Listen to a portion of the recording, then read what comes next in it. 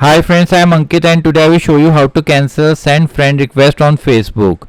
Friends, after sending a friend request on Facebook, if due to any reason later you want to cancel that friend request, then you simply need to open Facebook app. In Facebook app, you need to press on profile picture. Now here scroll it little down and press on find friends. Now here you need to scroll it little up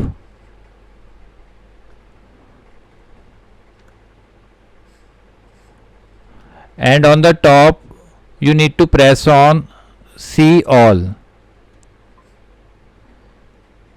Now here you need to press on these three dots. Now in bottom you will find view send requests. Press on it. Now here you will find all the friend requests which you have sent to someone from your Facebook account. So to cancel any request, you simply need to press on cancel.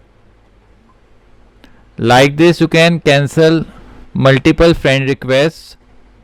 So friends, like this you can very easily cancel send friend request on Facebook.